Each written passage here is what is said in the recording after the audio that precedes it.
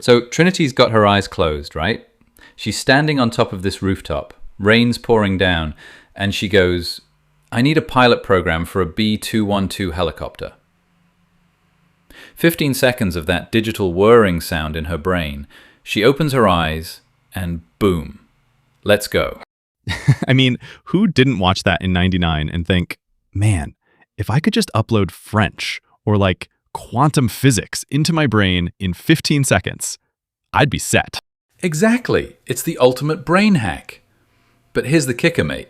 Hollywood absolutely sold us a dummy there. We can't actually upload knowledge. Our wetware, our brains, they just don't work like a hard drive. But what if I told you we've got something right now that's, well, it's pretty close. Not instant mastery, but instant understanding. It's like a cognitive shortcut. Instant understanding. Okay, wait. How do you separate those two? Because if I don't master the helicopter, am I still crashing into the building, Lachlan? Well, hopefully no helicopters are harmed in this episode. But think about it this way.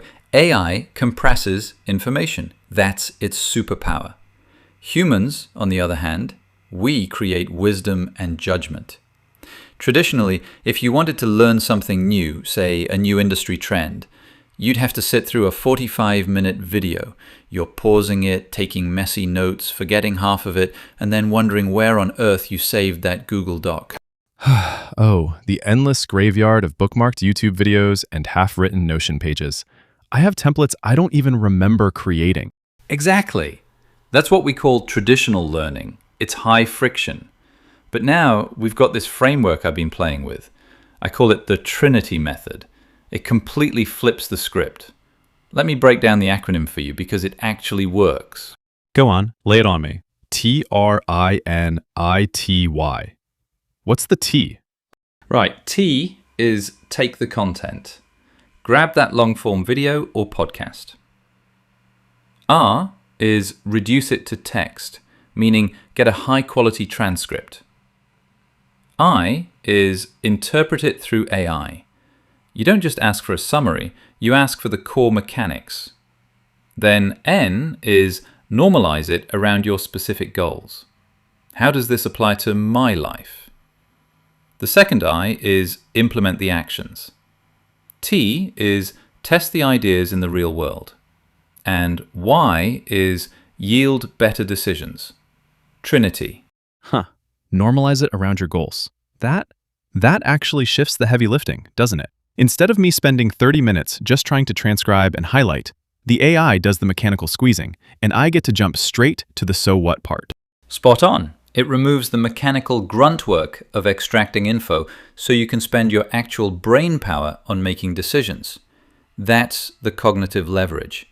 The AI is the compressor, but you're still the driver. You know, this actually changes how I look at my own memory. I've realized lately, I don't actually remember every video or article I consume anymore. And maybe that's just getting older, but really, I just remember where I've stored the knowledge. My transcript library in Notebook LM has basically become this external searchable brain. Yes, that is huge, Simon. It's not just a pile of digital dust anymore. It's an institutional memory for one. You can query it, compare different sources, and say, hey, what did that video from 6 months ago say about this specific problem I'm facing today? Right. It's like having a conversation with everything you've ever learned. But there's this other layer to it, right?